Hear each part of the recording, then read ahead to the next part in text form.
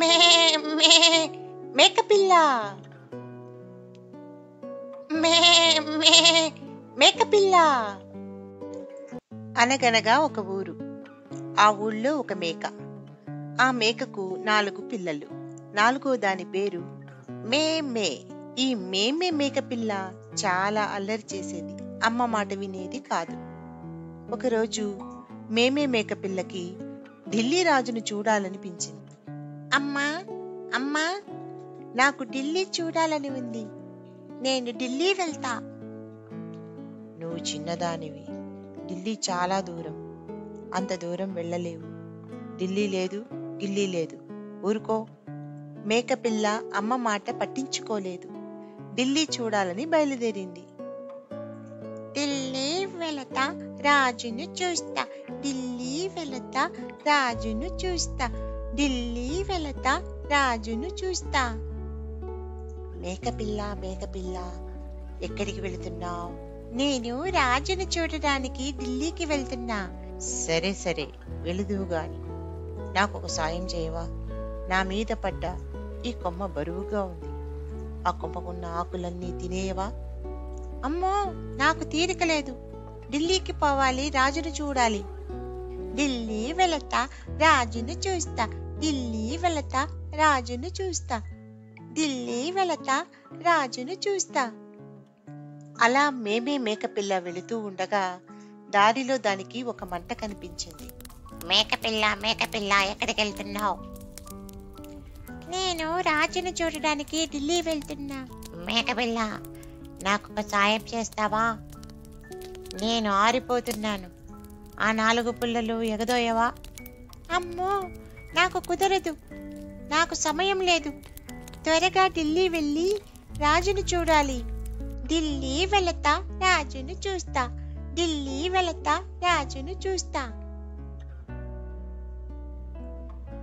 ఈసారి మేకపిల్లకు ఒక చెట్టు ఎదురయింది. దాని చుట్టూ ఉన్న గాలి మేకపిల్లను ఆపింది. మేకపిల్ల మేకపిల్ల, ఎక్కడికి వెళ్తున్నావు? అందరూ నన్ను అడిగేవాళ్లేనమ్మా. నేను ఢిల్లీ వెళుతున్నా. రాజును చూస్తా. మేకపిల్ల, నాకు ఒక సాయం చేయవా? ఈ ముళ్ళ కంచెకు నాకు గుచ్చుకుంటోంది. దాన్ని కాస్త పక్కకు జరపవా? నాకు తీరిక లేదు, పో. నేను ఢిల్లీ వెళ్ళాలి. ఢిల్లీ వెళతా, రాజును చూస్తా. ఢిల్లీ వెళతా, రాజును చూస్తా. ఢిల్లీ వెళతా, రాజును చూస్తా. అలా అలా మేమే ఢిల్లీలో అడుగుపెట్టింది. అంతా జనం. రాజెవరు?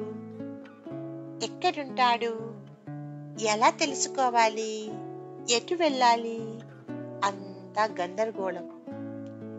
ఇంతలో దానికి ఒక మనిషి ఎదురయ్యాడు.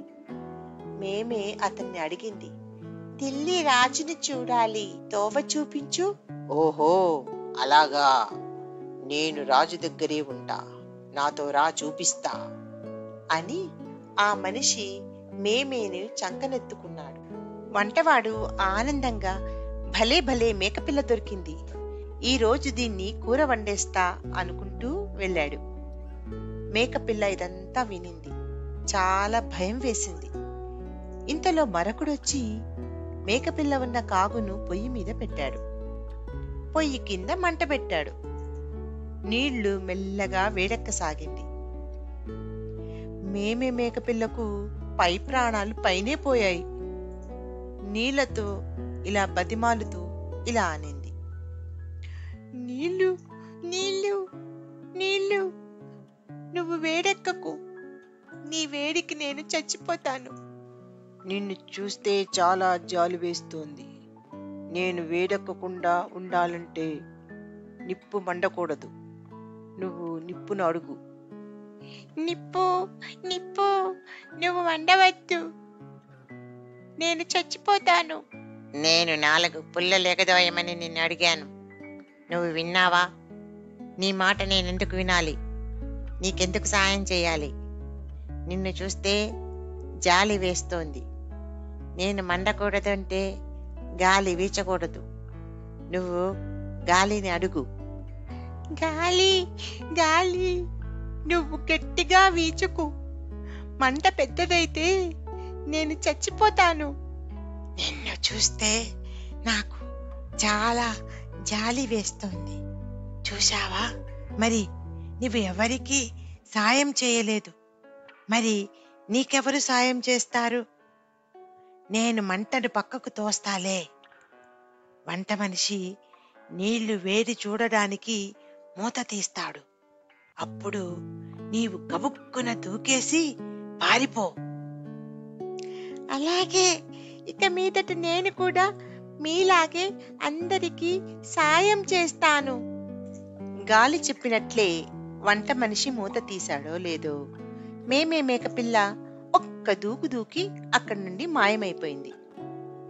ఢిల్లీ వద్దు, రాజు వద్దు, అమ్మ మాటే వింటా, ఉండదు నాకే తంట. ఢిల్లీ వద్దు, రాజు వద్దు, అమ్మ మాటే వింటా, ఉండదు నాకే తంట. ఎలాగో ఇల్లు చేరింది మేకపిల్ల. అమ్మకు జరిగినదంతా చెప్పింది. అమ్మ మాట వింటానంది, అందరికీ సహాయం చేస్తానంది. మేమే మేకపిల్ల మాటకు అమ్మ ఎంతో సంతోషపడింది.